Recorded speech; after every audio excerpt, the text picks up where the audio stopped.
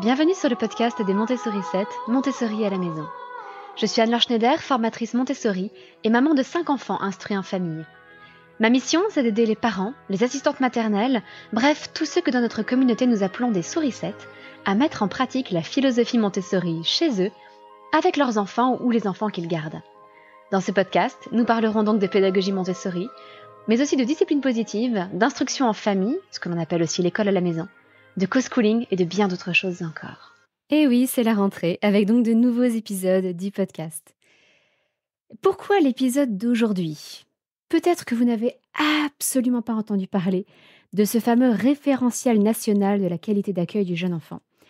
Ou peut-être qu'au contraire, vous êtes vous-même professionnel de la petite enfance, ou que vous êtes un parent très bien informé qui a suivi la polémique qui a eu lieu ces derniers jours, ces derniers mois, disons plutôt ces dernières semaines, autour de ce fameux référentiel. Cependant, que vous en ayez déjà entendu parler ou pas, il me semble que si vous êtes parent et que vous avez des jeunes enfants, ou grands-parents d'ailleurs, et que vous avez de jeunes petits-enfants, si vous êtes évidemment professionnel de la garde d'enfants, de la petite enfance, ou psychologue, ou voilà, n'importe qui travaille autour de la petite enfance ou qui est concerné par la petite enfance, il est important de savoir de quoi il s'agit avec ce référentiel. Quels sont les sujets polémiques? Quelles sont les controverses autour de ce référentiel? Quels sont les enjeux derrière? Et quel est l'avenir de ce référentiel? Parce que nous avons, vous et moi, un rôle à jouer dans son futur. C'est donc tout cela que je vais aborder aujourd'hui pour un épisode qui, je l'avoue, risque d'être un petit peu long. Parce que comme vous le savez, chaque fois qu'il y a un sujet polémique, j'ai déjà abordé le sujet de l'éducation bienveillante. J'ai déjà abordé le sujet du time-out de Caroline Goldman. J'ai déjà abordé, les diverses lois autour de l'instruction en famille. Chaque fois qu'il y a des sujets polémiques, je préfère rester dans la nuance et malheureusement la nuance demande un peu de temps, parce que la nuance est complexe et qu'elle demande d'aller dans les détails. Donc c'est ce qu'on va faire aujourd'hui. On ne va pas polémiquer, on ne va pas débattre, on ne va pas se balancer des noms d'oiseaux, même si, j'aurai des reproches à faire à certains. Vous allez m'entendre faire quelques reproches. On va essayer de réfléchir sereinement et encore une fois dans la nuance, à ce référentiel, à ce qu'il apporte et aussi à ses manquements. Alors, avant tout, que s'est-il passé? Si vous n'en avez pas du tout entendu parler, c'est très simple. Le 2 juillet a été publié un référentiel national de la qualité d'accueil du jeune enfant. C'est un référentiel dont l'élaboration était prévue déjà depuis plusieurs années. Je vais vous expliquer pourquoi dans un instant. Et il concerne en fait tous les professionnels de la garde d'enfants de moins de 3 ans, ou même un peu plus parce qu'il y a des crèches qui gardent des enfants un peu plus grands, mais seulement les moins de 3 ans, les établissements d'accueil du jeune enfant, donc les crèches essentiellement, les assistantes maternelles et aussi toutes les gardes d'enfants à domicile. Donc tous les professionnels en fait, de la garde du petit enfant. C'est un référentiel qui a été élaboré à partir du travail de 200 professionnels de différents métiers, différentes origines, mais des psychologues, des professionnels de la garde d'enfants, etc. Et qui a créé une controverse, car le 20 août a été publiée une tribune dans le journal Le Point. Une tribune qui a été signée par 600 personnes, dont entre autres Caroline Goldman et Elisabeth Badinter, pour vous donner les noms les plus connus, avec des psychanalystes, des pédopsychiatres, des psychologues, etc., qui ont signé donc cette tribune qui s'oppose à ce référentiel. Depuis, il y a eu une réponse de la part du comité scientifique du référentiel sur le site Les Pros de la petite enfance. Voilà. Je vous mettrai dans les notes de cet épisode les liens vers le référentiel, comme ça vous aurez les références exactes, vers la tribune du Point, qui est en accès libre, pas besoin d'être abonné, et vers la réponse sur le site des Pros de la petite enfance. Comme ça, vous aurez tous les éléments. Maintenant, qu'est-ce qu'un référentiel? Et pourquoi a-t-on ressenti le besoin d'en créer un, c'est le premier, autour de l'accueil du jeune enfant, et à quoi va-t-il servir? Alors, un référentiel, comme son nom l'indique, il a pour but de donner un cadre qui va servir de référence. Et c'est, comme je vous le disais, la première fois qu'il y en a un sur la qualité d'accueil du jeune enfant. Alors pourquoi? Tout simplement parce que Ces dernières années, il y a eu énormément de scandales dans des crèches, avec des cas de maltraitance, avec parfois des cas de décès de jeunes enfants, et des établissements qui ont sans doute fait passer le profit avant le bien-être de l'enfant. Donc, suite à tous ces scandales, le 11 juillet 2022, le ministre annonçait devant le comité petite enfance qu'il allait saisir l'inspection générale des affaires sociales suite à ces signalements de dysfonctionnement en crèche et suite, entre autres, au décès d'une petite fille le 22 juin 2022 à Lyon. Petite fille à qui l'employé de crèche, qui était seul à ce moment-là, a fait boire du Desktop. Parce que l'employé de la crèche ne supportait plus les pleurs de ce bébé qui n'avait que 11 mois. Voilà, je vous laisse mesurer l'atrocité de ce geste. Il y a aussi malheureusement toujours beaucoup trop de cas de bébés secoués, avec de nombreux décès, y compris chez des assistantes maternelles. Et puis de nombreux cas de maltraitance, même s'ils ne sont pas forcément allés jusqu'à la mort de l'enfant, heureusement. Avec parfois des parents qui posent des caméras ou des micros dans les affaires de leur enfant qui part chez l'assistante maternelle et qui ont révélé donc des cas de maltraitance. Il fallait donc, premièrement, faire un état des lieux de la sécurité et de la bientraitance des enfants accueillis en crèche. Là, je reprends les propos du ministre en 2022 et faire des propositions concrètes. Donc, il y a eu effectivement ce, ce bilan qui a été fait, cet état des lieux, on va dire, de l'accueil du petit enfant, qui a repéré différentes problématiques. Entre autres, une qualité d'accueil qui était très hétérogène, avec 2 établissements de très grande qualité. Vous allez voir qu'à aucun moment je ne vais taper sur les professionnels de la petite enfance. Heu, dans mon expérience, la grande majorité fait du très bon travail et fait énormément d'efforts. Ils pourraient être mieux accompagnés, il pourrait y avoir plein de choses qui pourraient les aider dans leur métier, mais l'immense majorité sont pleins de bonne volonté et font du bon travail. Hem, Là, ça rejoint ce que je viens de dire. Il a aussi été fait état d'un manque d'intégration des connaissances sur le jeune enfant, suivant les établissements. Donc, dans certains établissements, on s'aperçoit qu'on ne maîtrise pas assez les connaissances actuelles sur le jeune enfant et qu'on propage encore, malheureusement, des idées reçues qui ne devraient plus avoir lieu d'être. Une prise en compte encore insuffisante des besoins de l'enfant, par exemple autour du respect du rythme de l'enfant, le niveau sonore, le moment des repas, la réponse aux pleurs ou le vocabulaire utilisé pour parler de l'enfant ou de ses parents. Une pénurie de professionnels de la petite enfance, ça je pense qu'en tant que parents, on le mesure tous, hein. Ceux qui ont déjà cherché une assistante maternelle savent que c'est difficile. Je précise que j'emploierai le féminin parce que c'est une profession majoritairement féminine, mais qu'évidemment il y a aussi des assistants maternels, et tant mieux, mais malheureusement pas assez. Pas assez globalement d'assistantes maternelles. Heu, il en faudrait beaucoup plus et les personnels en crèche sont souvent trop peu nombreux, même par rapport au nombre d'enfants dans la crèche. C'est-à-dire que ça respecte la législation, mais on a souvent, un adulte référent pour, 8 enfants qui peuvent marcher et en fait, c'est impossible à gérer dans les meilleures conditions. Hem, Parmi les autres constats, il a été montré qu'il y avait trop peu de temps de réflexion sur les pratiques entre professionnels, une information aux parents insuffisante sur les risques de maltraitance, des voies de recours, heu, non suffisamment expliquées aux parents et puis, il a été demandé qu'il y ait des dispositifs de contrôle qui visent plus directement la qualité relationnelle et la prise en compte des besoins des enfants dans les établissements.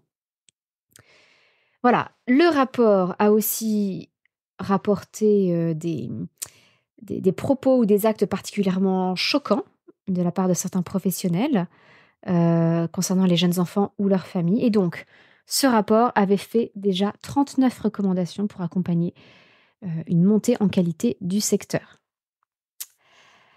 Alors, parmi,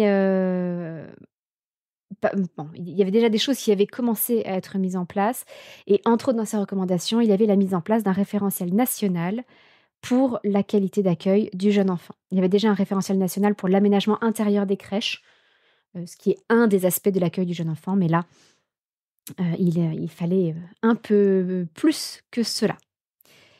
Et puis, on essaye aussi en ce moment de lutter contre la pénurie de professionnels. Malheureusement, c'est assez difficile pour l'instant. Donc, en tout cas, suite à ce rapport, il y a donc un référentiel qui a été élaboré et qui vient d'être publié cet été. Alors, il a un petit peu passé inaperçu jusqu'à la publication de la Tribune du Point qui lui a donné, un peu plus d'actualité. Alors, je vais vous expliquer un petit peu comment il a été élaboré ce référentiel, par qui. L'idée, alors je reprends, le texte lui-même du référentiel, hein, qui parle de la méthode de travail utilisée. Ils se sont fondés donc sur les dernières connaissances, sur le jeune enfant et sur tous les textes de loi qui définissent les droits de l'enfant et la protection de l'enfant. Il y a aussi eu des travaux, dans le cadre du projet des 1000 premiers jours et puis il y a eu un comité scientifique qui a encadré, on va dire, le développement de ce référentiel. Il y avait un document préliminaire qui a été fourni à 7 groupes de travail avec près de 200 professionnels qui pouvaient être, des professionnels, des élus, des gestionnaires, des représentants des parents et des universitaires essentiellement autour de la psychologie. Au final, ces 200 professionnels dans les 7 groupes de travail ont élaboré un pré-référentiel qui a été envoyé à 2000 acteurs de la petite enfance qui l'ont testé, qui ont regardé s'il était, compatible avec les réalités du terrain et ce sont les retours de ces 2000 acteurs qui ont orienté les modifications et la relecture du référentiel définitif. Alors, parmi le comité scientifique, parce que c'est important de parler des acteurs qui ont vraiment, hem, je dirais, défini l'orientation de ce référentiel. Vous avez, des gens que vous allez forcément connaître et d'autres, sans doute un peu moins. Vous avez Anne-Marie Fontaine. Anne-Marie Fontaine, docteure en psychologie du développement, qui a beaucoup, beaucoup travaillé sur l'observation en crèche. C'est un peu son axe de recherche principal. Catherine Guéguin, dont vous avez sûrement entendu parler si vous avez lu certains livres. C'est celle qui a un peu popularisé l'utilisation des neurosciences dans l'éducation bienveillante. Sachant qu'elle n'est pas neuroscientifique, hein, elle est docteure en médecine. Elle est pédiatre, en fait, auteure, conférencière. J'avoue que dans ses livres et dans ses propos, je trouve personnellement que Catherine Guéguin peut être parfois un peu simpliste et extrême. On reviendra un petit peu sur ces aspects, pas sur elle spécifiquement, mais sur certains aspects du référentiel qui vont un peu dans le même sens. Autre, personnalité assez connue aujourd'hui des parents, il y avait Héloïse Junier, qui est psychologue en crèche et docteure en psychologie du développement de l'enfant et que personnellement, encore une fois, hein, je vous donne mon avis, mais je vous allez voir pourquoi, c'est quelqu'un que je trouve plus équilibré dans ses propos globalement et qui est souvent, convoqué, disons, dans les débats face à Caroline Goldman. On les oppose souvent, elles aiment s'opposer souvent par tribune interposée ou par article interposé. Je la trouve quand même assez équilibrée. On sent qu'elle a une expérience de terrain assez solide. Moins connue, en tout cas je l'avoue des personnes lambda, peut-être très connue, chez des chercheurs, vous avez Pierre Moissé qui est un sociologue, Josette Serres qui est docteure en psychologie du développement, Rebecca Shankland, peut-être que vous la connaissez, c'est une professeure de psychologie du développement, qui a aussi écrit des livres autour de l'éducation, bienveillante.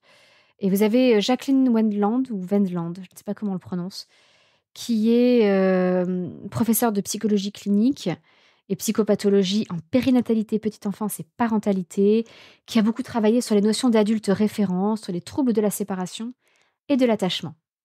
Donc vous voyez qu'on a quand même un axe, on a des gens qui sont spécialisés vraiment, hein, dans l'accueil du petit enfant, qui ont beaucoup travaillé en crèche et qui ont quand même un angle très, très spécifique, beaucoup autour de l'éducation positive ou éducation bienveillante. Ça ne veut pas dire la même chose, mais voilà, on a des acteurs de ces 2 branches de l'éducation, disons.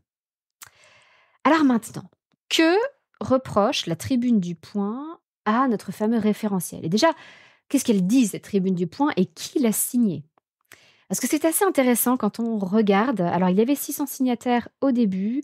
À l'heure où j'enregistre ce podcast, il y en a 808. Il y a des gens qui se sont rajoutés depuis essentiellement, vous avez essentiellement dedans des psychologues. 266 psychologues, 43 psychiatres. Alors je précise tout de suite que certaines catégories, ne sont pas mutuellement exclusives, parce que vous avez aussi 68 psychanalystes déclarés sur 808 signataires.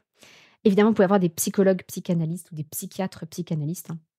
Mais donc quand même 68 psychanalystes sur les 808 personnes signataires. Je trouve ça quand même énorme et vous allez voir pourquoi c'est important.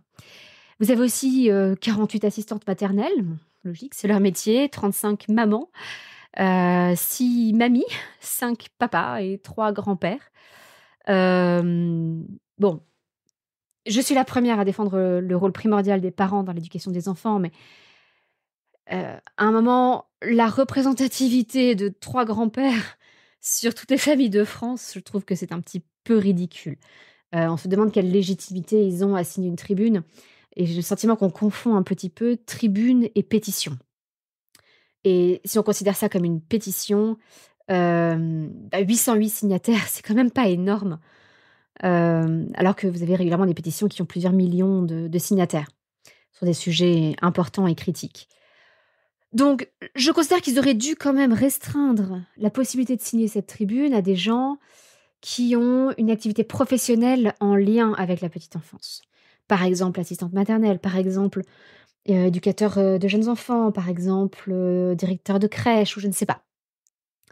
Vous avez beaucoup aussi de personnes qui ont des métiers, je dirais curieux dans ce contexte de la petite enfance, qui n'ont pas beaucoup de rapport. Vous avez une consultante en stratégie, vous avez un risk manager, une ouvrière, un responsable RH, un avocat, un juriste, une mandataire en immobilier et on se dit: «OK, mais très bien, enfin, quel est le rapport entre l'immobilier et la petite enfance?» En fait, c'est juste des citoyens comme vous et moi et là, encore une fois, je trouve que ça fait perdre en crédibilité à cette tribune parce qu'une tribune est censée porter l'avis de personnes vraiment, concernées et qui ont un poids à apporter dans leur tribune, pas de simples citoyens. Bon, ça, c'est la première chose. La deuxième chose, c'est cette très forte présence des psychanalystes parmi les signataires de la tribune et ça se retrouve dans le texte de la tribune qui utilise un vocabulaire très freudien. Et pour moi, c'est un énorme signal d'alerte. Pourquoi? Parce que malheureusement en France, on souffre encore beaucoup aujourd'hui, on a beaucoup souffert durant, je dirais depuis les années 50, des ravages de Freud et de Lacan ensuite. Lacan qui est un Français lui et qui a poursuivi les théories de Freud en partant dans des extrêmes encore plus dramatiques. Et la psychanalyse française a fait beaucoup, beaucoup de mal aux familles. Cette, psychanalyse à la française, c'est celle qui dit que le trouble du spectre autistique, en fait, ce serait une psychose infantile et qu'en fait, un enfant est autiste parce qu'il a une mère frigidaire, c'est-à-dire une mère qui n'est pas capable d'exprimer son amour et son affection correctement. Donc un enfant autiste, bah, c'est de votre faute à vous les mamans, voyons. Ce qui, évidemment, comme vous pouvez l'imaginer, a considérablement retardé, la prise en charge et l'aide qu'on pouvait apporter à ces enfants autistes, à travers, par exemple, des aides comportementales. Eh bien non, on a considéré qu'il fallait soigner la relation pardon, entre la mère et l'enfant pour corriger, l'autisme, qui serait donc quelque chose d'acquis. Vous avez plein d'autres exemples des ravages de la psychanalyse. Peut si ça vous intéresse qu'un jour je fasse un épisode justement sur la psychanalyse en France et les fausses idées que la psychanalyse a introduites dans la parentalité en France, n'hésitez pas à me le dire, par exemple, sur Instagram, sur, le post de ce podcast. Voilà, si vous êtes intéressé par un épisode sur ce thème, n'hésitez pas à me le signaler. Je me ferai un plaisir de vous apporter plus de détails. Bon, c'est aussi, la psychanalyse à la française qui affirme que si vous avez des nausées pendant la grossesse, c'est parce que vous ne voulez pas de votre bébé, en fait. Génial, hein? Comment culpabiliser les mères avant même qu'elles aient leur bébé? Alors que non, les nausées sont liées à des phénomènes hormonaux, peuvent être liées à tout un tas de choses. Mais ça ne veut pas dire que vous ne voulez pas de votre bébé si vous vous sentez nauséeuse pendant la grossesse. Donc aucune culpabilité à avoir là-dessus. Vous avez aussi évidemment les mythes, assez connus du complexe d'Oedipe ou du complexe d'Électre pour les filles.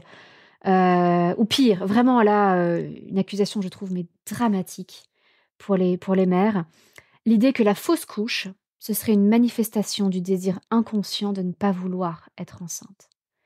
Je ne sais pas si vous imaginez les ravages que des discours comme cela peuvent faire chez des mères qui essayent désespérément d'avoir des enfants, après avoir vécu des fausses couches, ou même tout simplement qui vivent une fausse couche et à qui on dit: «Mais en fait, c'est de votre faute, vous ne vouliez pas de cet enfant». Enfin, vous imaginez l'horreur? Donc on confond, phénomène physique, physiologique et phénomène psychologique lié à l'inconscient et malheureusement on fait énormément à chaque fois on fait culpabiliser les mères. Donc je ne sais pas ce que Freud avait contre sa mère en particulier, mais je pense qu'il aurait dû travailler peut-être davantage là-dessus.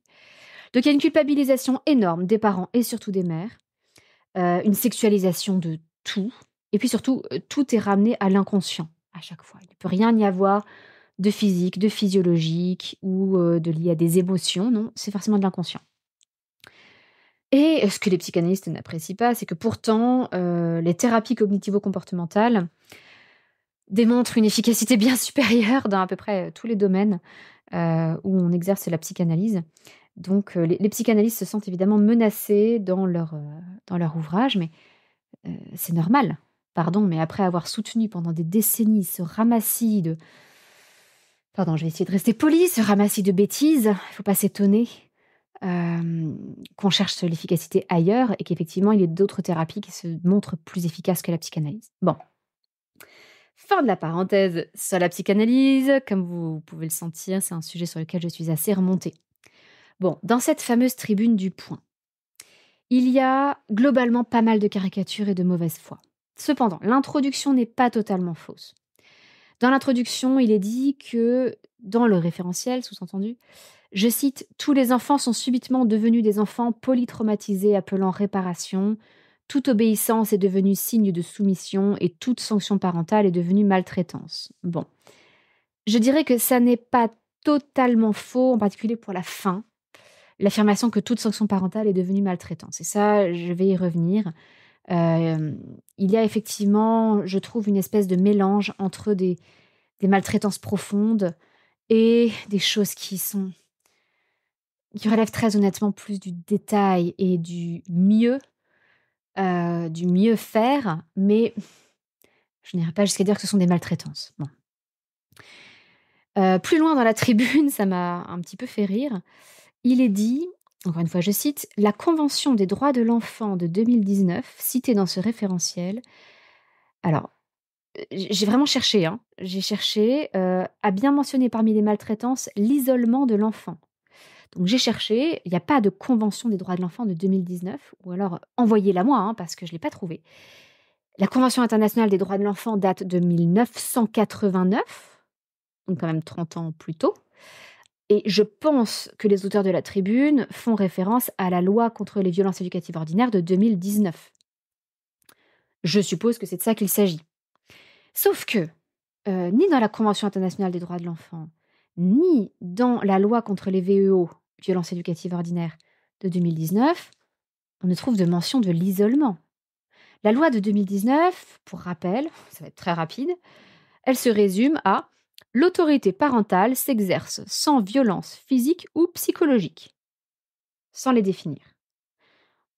Et même dans les intentions du législateur, je suis même allée fouiller le dossier législatif, hein, c'est pour vous dire, dans le projet de loi qui avait été déposé, il y avait un détail des violences qui pouvaient être, concernées et l'isolement n'en faisait pas partie. Ni l'isolement, ni la mise au coin, ni le time out, rien à voir avec l'isolement. On parlait de violences verbales, de violences psychologiques et cetera. Mais pas du tout de choses qui pouvaient être, directement liées à l'isolement. Donc je trouve ça quand même étonnant que 800 personnes signent une tribune sans la relire et sans se demander si elle a du sens. Ce serait quand même bien que quelqu'un, cherche les sources. Bon, je reviens sur le fond de ce que dit la tribune. Je relis tel que c'est écrit: «La Convention des droits de l'enfant a bien mentionné parmi les maltraitances l'isolement de l'enfant, suggérant le fait de l'exclure de façon radicale sur le plan socio-relationnel, par exemple en lui interdisant toute activité extérieure ou en l'enfermant dans une cave pendant des journées entières. Mais ces auteurs», là on parle des auteurs du référentiel, on semait la confusion en assimilant cette maltraitance à la mise à l'écart temporaire hors de l'espace commun. Fin de la citation. Alors, vraiment, je suis terriblement confuse à la lecture de cette tribune parce que la loi ne mentionne rien. La Convention des droits de l'enfant ne mentionne rien sur ce point spécifique de l'isolement. Et donc il n'y a pas de suggestion que cet isolement, serait lié à être enfermé dans une cave pendant des jours. Enfin, nulle part on en parle, en fait. Et et donc il n'y a pas d'interprétation de la part des auteurs du référentiel, comme étant, une mise à l'écart temporaire hors de l'espace commun. Je vraiment, je ne comprends pas d'où sort ce paragraphe entier. C'est très, très particulier. Bon, par ailleurs, il est quand même très différent d'envisager l'isolement d'un enfant de moins de 3 ans et d'un adolescent, par exemple. Qu'on soit pour ou contre, peu importe. Mais vous vous rendez bien compte que, comme le recommandent les auteurs de la Tribune du Point, hein, donc essentiellement beaucoup de psychanalystes, des psychologues, etc., mettre à l'isolement un très jeune enfant de 18 mois, voire de 12 mois, comme ils le recommandent, ça n'a rien à voir avec le fait de mettre au coin un adolescent. Comment voulez-vous qu'un enfant de 12, de 18 mois, mais même de 2 ans ou de 2 ans et demi comprenne de quoi il s'agit quand on le met au coin? Il va pleurer, il va être désespéré. Peut-être qu'à un moment, il va s'arrêter de pleurer parce qu'il n'aura même plus l'espoir qu'on aille le chercher dans son coin. Mais ça ne va rien lui apprendre, à part peut-être lui apprendre qu'il doit arrêter de pleurer parce que de toute façon, ça ne sert à rien. Un adolescent, il sera peut-être fâché, peut-être qu'il n'en tirera pas les bonnes conclusions, mais son cerveau est quand même davantage formé que celui d'un enfant, d'un jeune enfant ou d'un bébé, enfin, on peut même encore parler de bébé à 12 mois, hein. On peut imaginer qu'il en tire d'autres leçons, positives ou négatives. Mais donc vous voyez bien que là, on est dans un texte sur la petite enfance. On parle d'un texte sur les enfants de moins de 3 ans et on parle de les mettre au coin. Et alors, ce qui est très perturbant aussi dans la tribune, c'est qu'il recommande, hem, c'est qu'il recommande, oh je m'avance un petit peu, je pars là de la fin de la tribune. Ils font 3 préconisations et parmi ces 3 préconisations, il y en a une où ils voudraient que les lieux d'accueil continuent d'assumer et faire fonctionner leur espace traditionnellement dédié à la mise à l'écart ponctuelle des enfants de plus de 12-18 mois en bonne santé psychique, se contentant d'appeler ces limites éducatives. Entre parenthèses, généralement dans le coin des bébés, évidemment en leur absence, sous le regard des auxiliaires, mais derrière une petite barrière de sécurité. Lorsque plusieurs mises en mots et en garde n'ont pas suffi, c'est-à-dire très souvent. Alors pardon, mais mes enfants ont été gardés en crèche, dans différentes crèches, parce qu'on a beaucoup déménagé. Mes enfants ont été gardés par des assistantes maternelles. Je travaille beaucoup avec des professionnels de la petite enfance. Je n'ai jamais, mais jamais entendu parler d'un espace traditionnellement dédié au time-out dans les crèches. Mais je ne sais pas dans quel monde vivent ces 800 signataires. Heu, Ça n'existe pas ou si ça existe, c'est dans des endroits qui sont extrêmement minoritaires et c'est ce que répondent aussi d'ailleurs les auteurs du référentiel qui, eux, travaillent en crèche de façon professionnelle. Comme je vous l'ai dit, par exemple, vous avez, je vérifie les noms, hein, excusez-moi, mais pour, heu, pour ne pas vous dire de bêtises, mais vous avez Anne-Marie Fontaine qui a beaucoup travaillé sur l'observation en crèche, donc qui est allée elle-même observer dans de nombreuses crèches. Vous avez des gens, comme Héloïse Junier qui est psychologue en crèche, des gens qui travaillent dans les crèches. Ça n'existe pas, en tout cas pas de manière générale, ce genre de coin pour la mise au coin des tout petits. Donc je ne sais pas dans quel monde vivent ces 800 signataires, mais là ça devient grave et Caroline Goldman, c'est quelque chose qu'elle défend, hein. L'idée qu'il faut mettre au coin les enfants dès 18 mois sans problème, et de façon proportionnelle à leur âge, mais c'est quelque chose, à mon sens, absolument atroce. Enfin bon. Je reviens aux différents reproches que fait la tribune au référentiel. Donc, elle reproche, de ne pas permettre la mise à l'écart, donc la mise au coin. Mais, un autre défaut de cette tribune, je trouve, c'est qu'elle confond éducation ou elle confond éducation et ce qu'elle appelle discipline ou maîtrise de l'enfant. considèrent qu'éduquer, en fait, c'est discipliner ou maîtriser l'enfant. C'est pas ça, éduquer. Éduquer, littéralement, c'est mener dehors, mener en dehors, c'est-à-dire, élever, en fait, l'enfant, l'aider à grandir, l'aider à se développer. Ça n'est pas le maîtriser ou le discipliner. En pédagogie Montessori, comme en discipline positive, c'est dans le terme discipline, ce qu'on apprend aux enfants, c'est l'autodiscipline. Et on cherche un équilibre entre la fermeté et la bienveillance, mais on ne cherche pas à maîtriser, à contrôler l'enfant. Ça, c'est ce qui a abouti à un moment donné à des crises d'adolescence phénoménales, parce que justement l'enfant rejette ce contrôle et ça peut briser des relations parentales. Donc moi-même qui ai des enfants plus âgés maintenant, dont un qui vient d'entrer au lycée, je peux vous dire que l'une de mes plus grandes fiertés, l'une de mes plus grandes joies, c'est que nos relations avec nos ados sont excellentes, qu'ils nous font confiance, qu'ils nous parlent et que je peux pas vraiment dire qu'on ait eu de crise d'adolescence. Ils ont évolué considérablement, mais qu'est-ce qu'on aime passer du temps avec eux? Et je crois qu'ils aiment passer du temps avec nous, en famille et avec leurs frères et sœurs. Bon, encore une fois, petite digression. Autre vocabulaire très, très propre aux psychanalystes, la Tribune fait des distinctions entre émotion et pulsion. Alors pulsion, c'est vraiment un terme de psychanalyse. C'est un concept freudien, que personnellement je ne reconnais pas vraiment.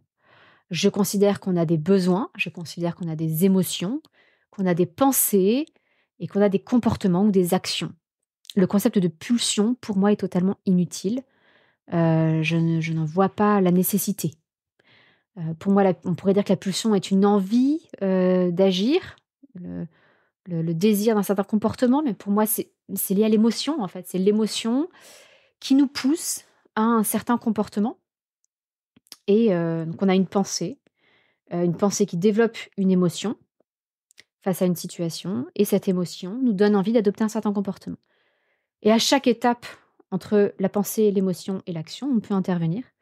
Par exemple, pour modifier sa pensée et pour modifier l'émotion qui du coup va être associée, ou pour réguler l'émotion que l'on ressent pour ne pas adopter un comportement qui serait inacceptable dans notre société.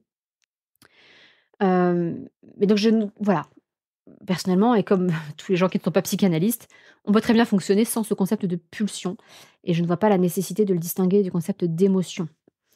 Mais ça voilà, c'est propre aux psychanalystes, hein. La Tribune reproche au référentiel aussi d'encourager, je cite, hein, d'encourager l'expression de toute frustration sans cadre.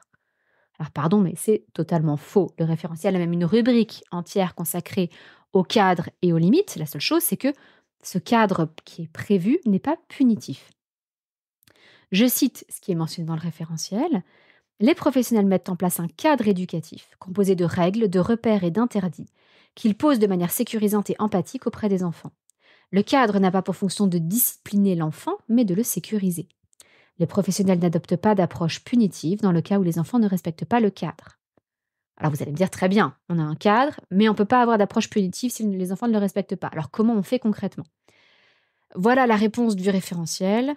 En revanche, quand l'adulte est empathique, évoque le comportement attendu, propose des solutions et des alternatives, le comportement de l'enfant tend à se modifier progressivement.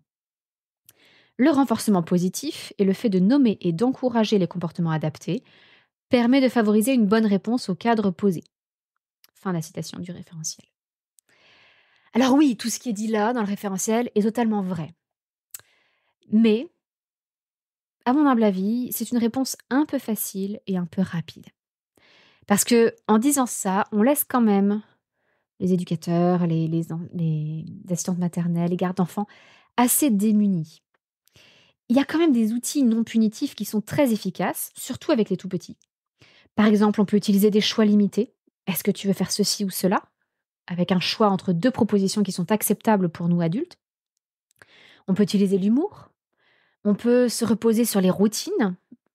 On peut aussi renforcer ces routines en utilisant des chansons, la musique, etc., qui sont des outils très puissants aussi à ces âges-là. Bref, il y a des outils qui existent. En lisant le référentiel, on a un petit peu le sentiment que les professionnels laissés, euh, sont laissés démunis. On leur dit ce qu'il ne faut pas faire, mais on ne leur dit pas vraiment ce qu'il faut faire. Et ça, justement, c'est pas très éducation positive comme façon de fonctionner.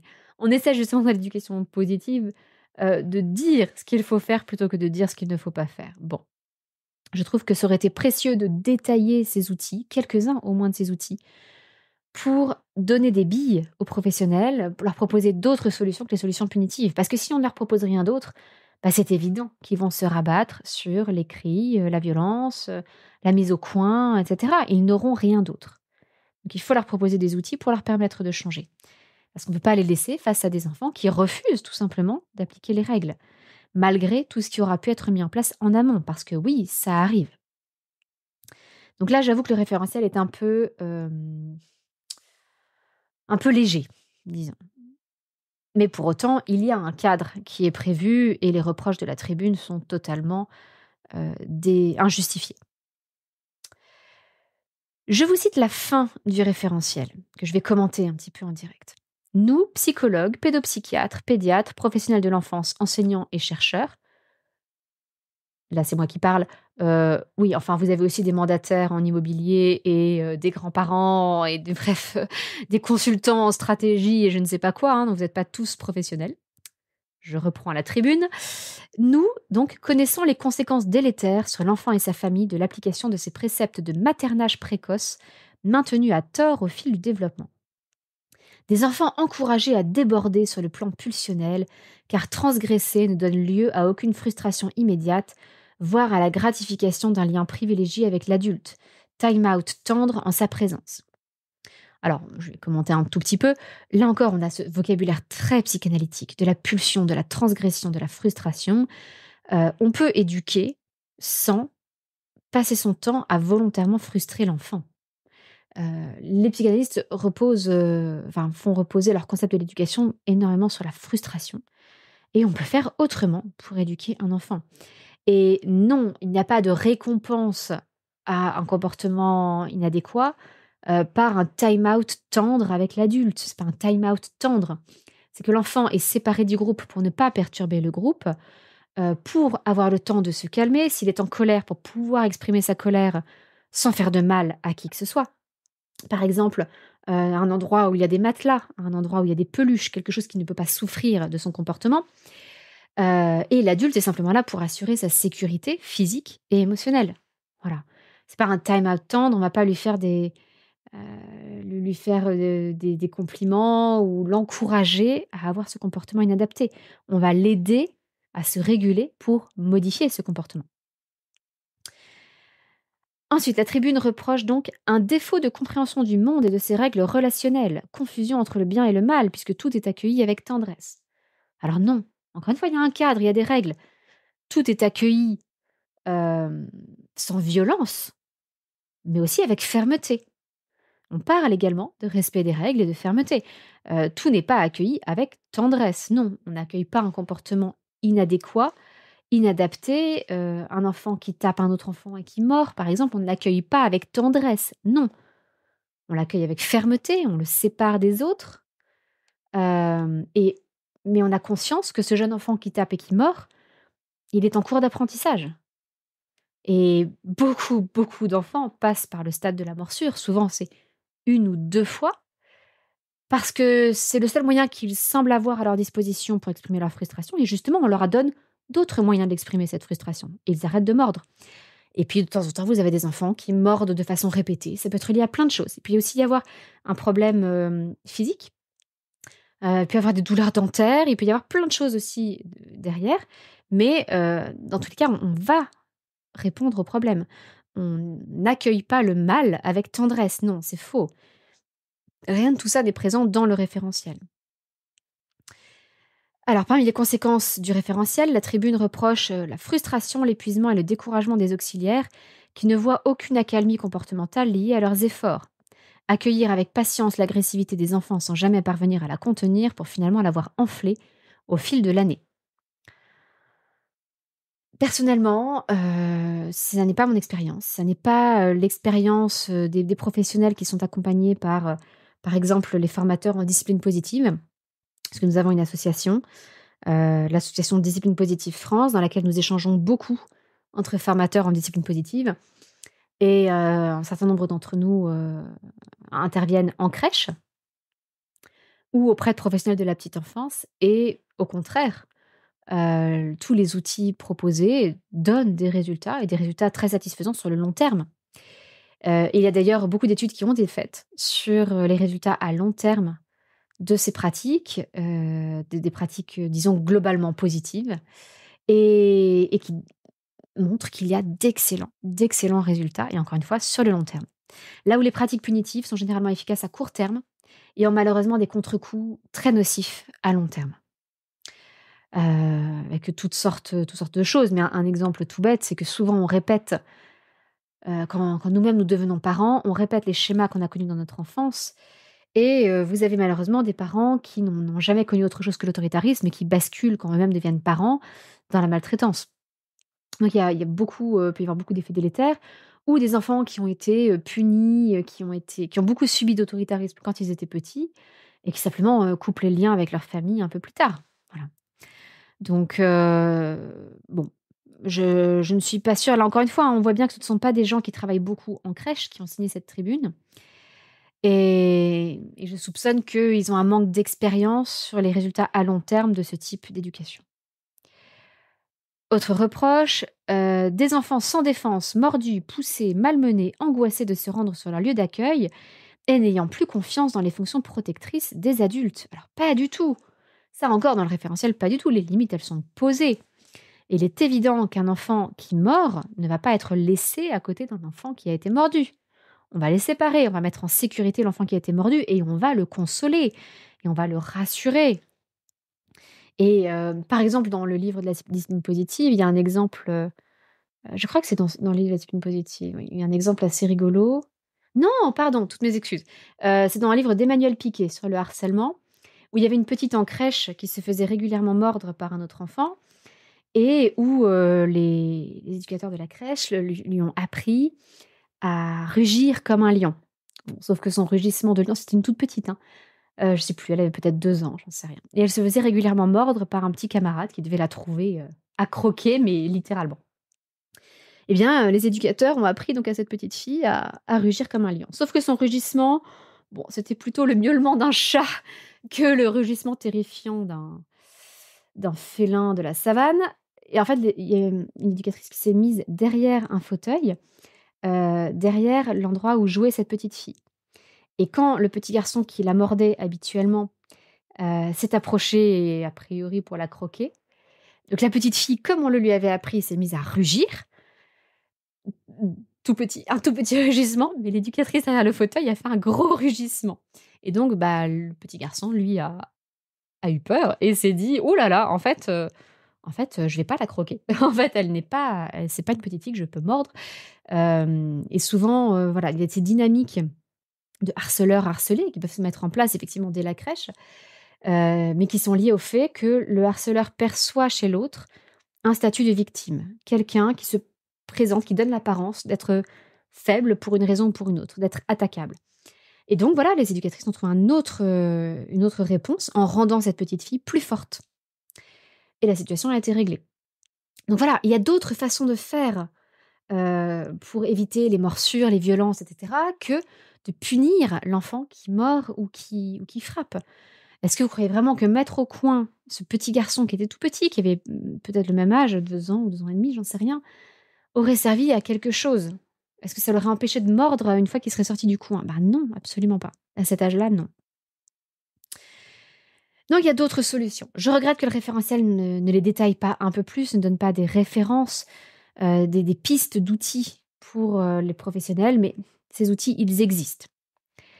Enfin, la tribune estime que le référentiel aboutira au maintien d'une agitation qui infiltrera possiblement leur capacité d'adaptation scolaire, leur fonction attentionnelle, leur motricité, leurs investissements relationnels et donnera lieu à des diagnostics de «troubles» entre guillemets, créés de toutes pièces.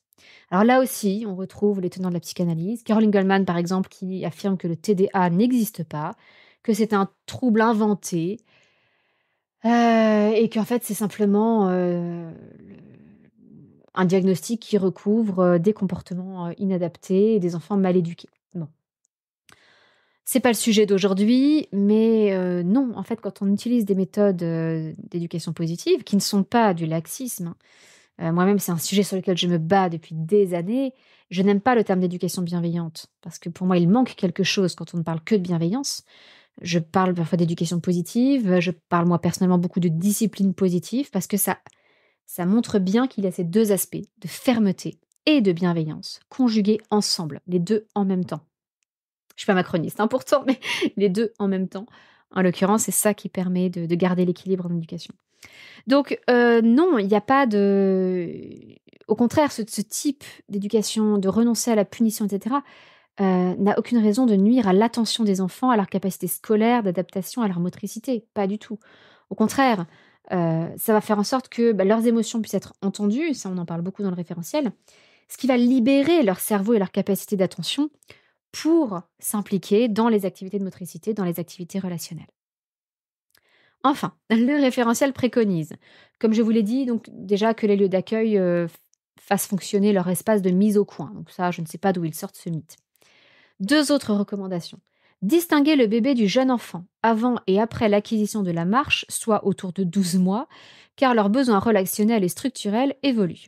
Alors, cette phrase, elle montre bien que ces gens n'ont aucune idée du fonctionnement du jeune enfant. Parce que, pardon, mais non, la marche n'est pas spécialement autour de 12 mois. Vous avez des enfants qui savent marcher à 9 mois, vous avez des enfants qui ne marchent pas avant 2 ans. La marche n'intervient pas au même moment pour tous les enfants. Et la distinction entre un bébé et un jeune enfant ne peut pas se faire seulement au niveau de la marche, parce qu'il a aussi des capacités langagières qui sont très différentes, des capacités émotionnelles, relationnelles qui sont très différentes. C'est un élément. Par exemple, dans la pédagogie Montessori, c'est un critère qu'on garde en tête pour distinguer le nido de la communauté enfantine, mais pour une raison bien particulière, c'est que lorsque l'enfant peut marcher debout de façon assurée, il peut porter un plateau et il peut donc travailler à d'autres activités qui libèrent ses mains. Alors qu'un enfant qui est à 4 pattes ou qui rampe a besoin de ses bras, a besoin de ses mains et donc ne pourra pas vraiment faire les mêmes activités. Il peut se mettre assis, mais ça va le limiter sur les activités devront être au sol, etc. Tout ça pour dire que, par exemple, en pédagogie Montessori, on fait une distinction autour de la marche assurée d'ailleurs, hein, mais ça n'est pas une distinction psychologique. Et si on a un tout petit qui marche à 9 mois, ça va quand même être un peu tôt pour lui proposer des activités de communauté enfantine. Parce qu'il n'aura pas forcément la motricité fine, la maturité, ce qu'on appelle la normalisation en Montessori, mais pour travailler sur ces activités qui sont plus complexes. Donc déjà, faire une distinction entre bébé et jeune enfant autour de 12 mois, c'est n'importe quoi. Par ailleurs, on voit dans leur texte que cette distinction, pour eux, c'est une façon de dire: OK, les bébés, on les met pas au coin, mais quand les enfants marchent, donc autour de 12 mois, là, on peut commencer à les mettre au coin parce que là, ils comprennent». Et encore une fois, ça dénote un manque de compréhension totale du développement du jeune enfant. Dernière préconisation de la tribune, que la tétine, qui constitue un outil d'auto-étayage efficace, ne soit jamais empêchée en cas d'état de tension. Car la socialisation se noue moins autour d'un détail technique qu'à partir du bien-être éprouvé dans l'espace social auquel la tétine contribue. Bon, franchement, c'est un point de détail dans le référentiel. Le référentiel recommande que la tétine ne soit pas proposée en première intention quand l'enfant vit une crise émotionnelle. L'idée, c'est de ne pas faire ce qu'on fait souvent, de voir: «Ah, tu pleures, boum, tétine dans la bouche, au moins tu vas arrêter de pleurer». Parce que ça ne résout pas le problème. En fait, c'est juste un masquage du problème et donc on vise à ce que, l'adulte aide l'enfant à réguler cette émotion forte qu'il est en train de vivre et que si vraiment on ne peut pas faire autrement, on donne la tétine. Mais de faire de la tétine, un outil, qui comme le doudou d'ailleurs, qui peut être un outil donc de transition entre le lieu familial et le lieu d'accueil.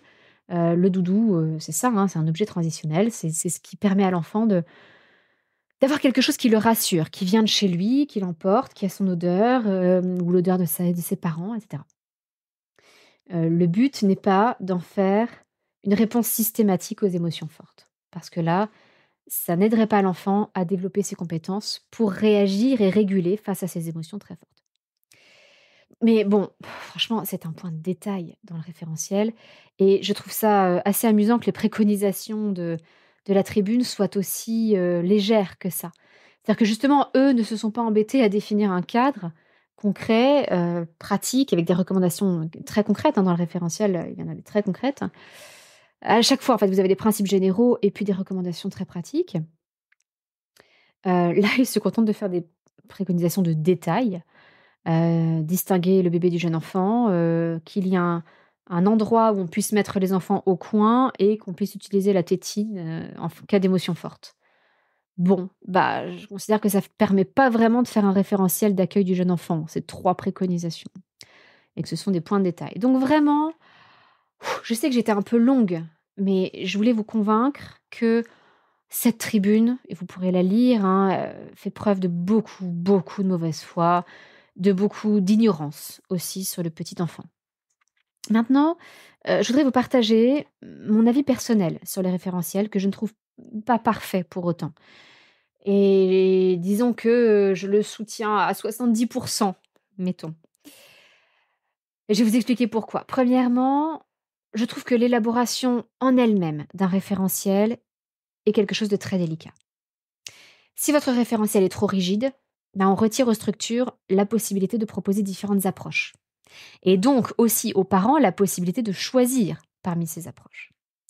Par exemple, je sais que la première crèche dans laquelle est allé notre fils aîné, qui était une crèche de la marine, était inspirée par une approche Picler-Logzi, que nous avons beaucoup appréciée, beaucoup axée sur la motricité libre. Vous avez des crèches qui sont d'inspiration Montessori, vous avez des crèches qui sont très axées sur la nature, le temps passé en extérieur. Vous avez différentes approches.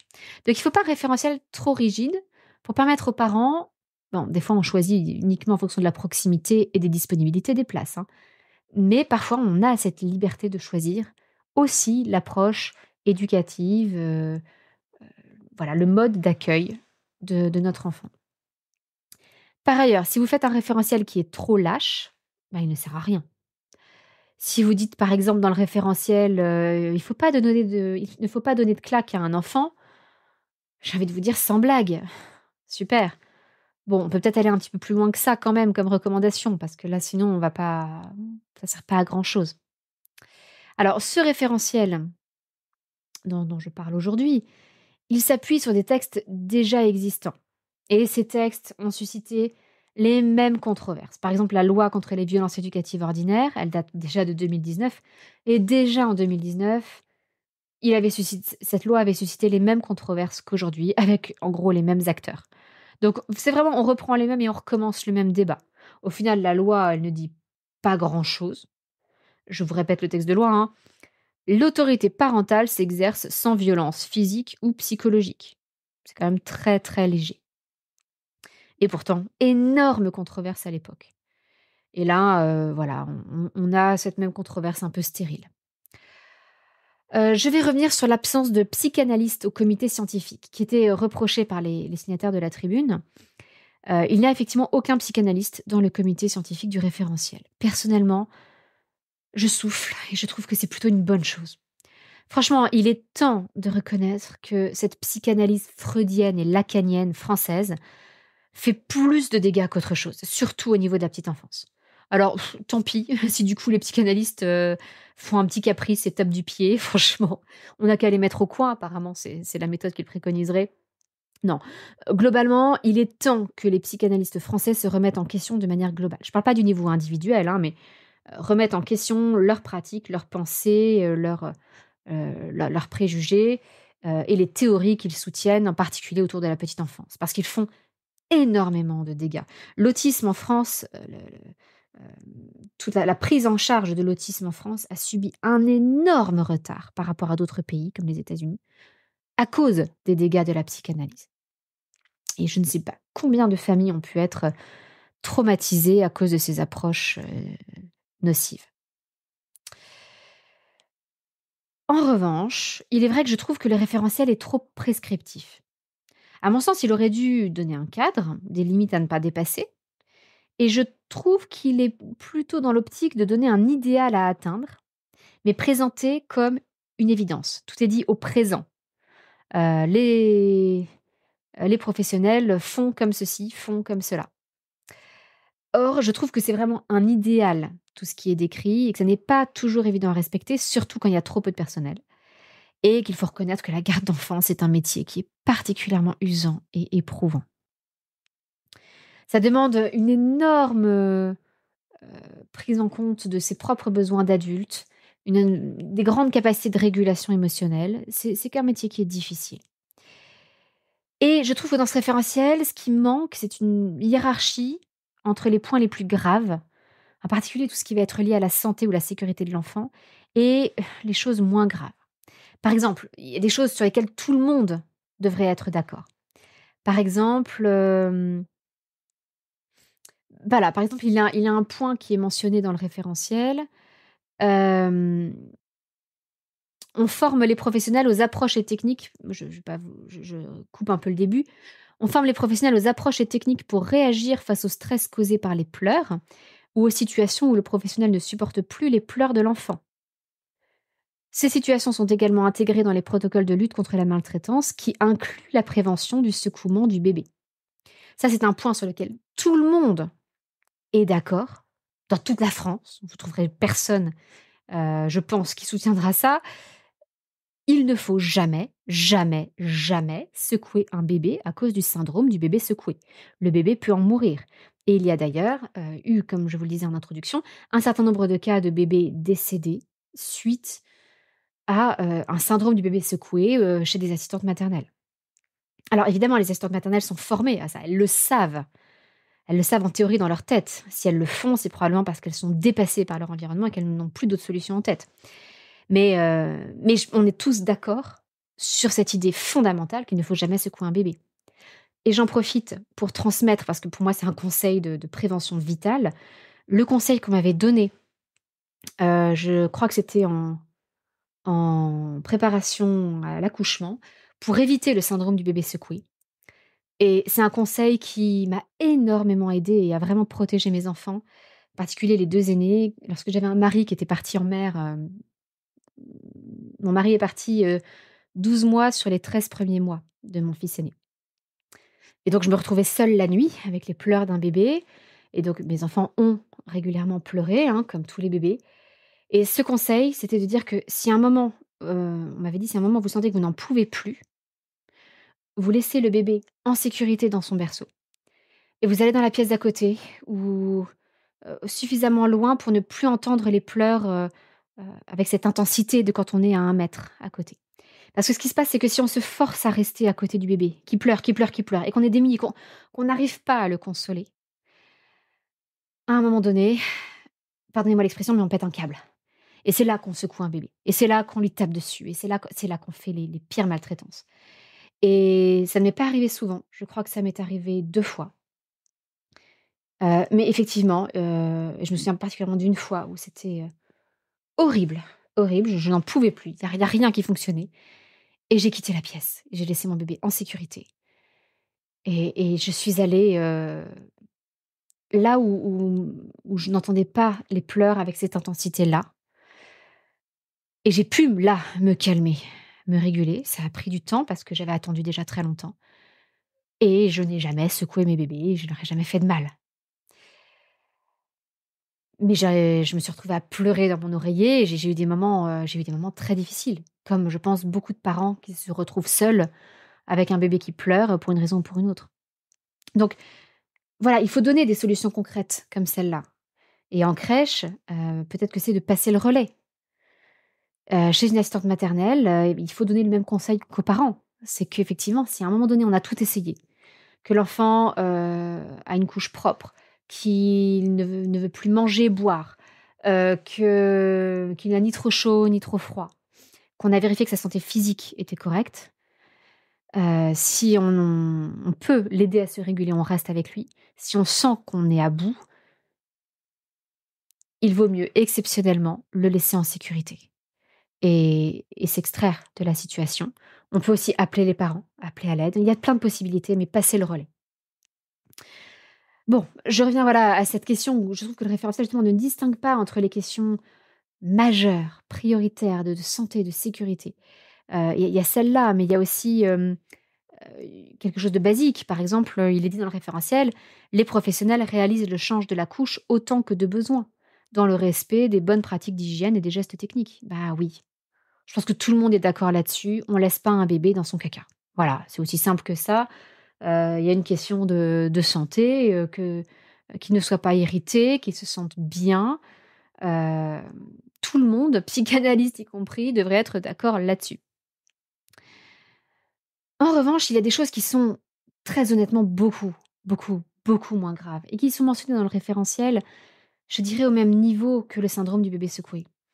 Par exemple, d'utiliser le la gravité d'utiliser un surnom plutôt que le prénom de l'enfant. Oui, effectivement, si on peut il vaut mieux utiliser le prénom de l'enfant qu'un surnom. Plus tard, quand l'enfant est capable, d'accepter, de dire s'il apprécie un surnom, on peut utiliser des surnoms. Mais tant qu'il n'est pas capable de le dire, c'est vrai qu'il vaut mieux éviter les surnoms. Et en même temps, par exemple, alors c'est plutôt quelque chose que sur lequel je mettrais d'ailleurs plus de limites dans l'accueil du jeune enfant que dans la parentalité. Parce que très souvent, les parents, appellent un tout petit, «mon chéri», «mon loulou», et c'est affectueux et c'est tendre et ces petits mots, ils ont une bonne raison d'être. La question, c'est quand un surnom ne pas être apprécié par un enfant, peut être dévalorisant, peut être, tout ce qu'on veut. Bon, honnêtement, c'est discutable, ça peut être controversé. On n'est pas sur le même registre que le syndrome du bébé secoué ou le fait de changer la couche d'un bébé, quand elle est pleine. Donc, je trouve ça dommage que tout soit mis sur le même plan. Je pense que ça nuit à la crédibilité et à l'adoption de ce référentiel. Parce que du coup, on peut avoir des réticences sur beaucoup de petits points qui sont abordés, alors que sur les grandes lignes, qui ont pour but d'éviter la maltraitance dans les crèches, tout le monde, dans le fond, est d'accord. Et puis, dans le référentiel, je vais être tout à fait honnête, il y a aussi de vraies bêtises, ou du moins des exagérations. Par exemple, à la page 43, on lit: «La punition est proscrite par la loi». Alors là, pardon? Alors si vous avez un texte de loi qui dit ça, je vous en supplie, envoyez-le-moi. Les punitions collectives, par exemple, sont interdites dans l'éducation, en classe. Mais la punition n'est pas proscrite par la loi, c'est faux. Ce sont les violences qui le sont. Alors, interpréter toute punition comme une violence, là, on rentre dans un sujet qui est très controversé. Moi-même, personnellement, je n'approuve absolument pas les punitions. Je préfère utiliser d'autres outils.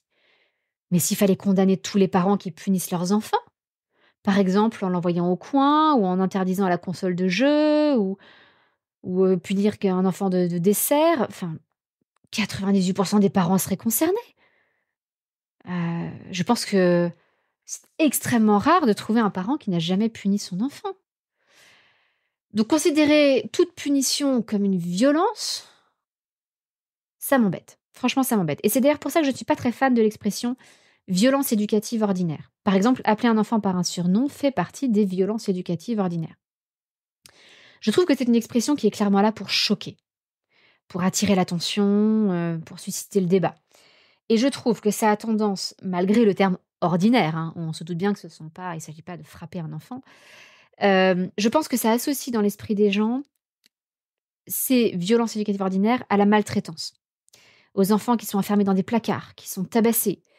Et je trouve que ça n'est quand même pas comparable aux parents qui donnent un surnom à leur enfant sans son accord.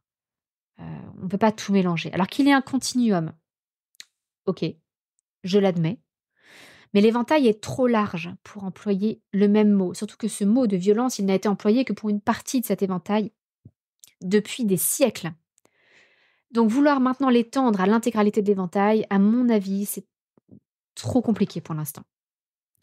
Je trouverais plus adapté qu'on utilise un autre mot. Alors, j'ai un petit peu cherché, peut-être qu'on pourrait utiliser contrainte éducative. Peut-être qu'on pourrait utiliser le terme de microagression qui est un terme qui est assez employé hem, autour, de la masculinité, de la féminité. Peut-être qu'on peut parler de pratiques inadaptées. Peut-être qu'on peut parler de pratiques autoritaires. Il y a peut-être quelque chose à fouiller là-dessus, mais je trouve que ce terme violence éducative ordinaire, il suscite trop le débat.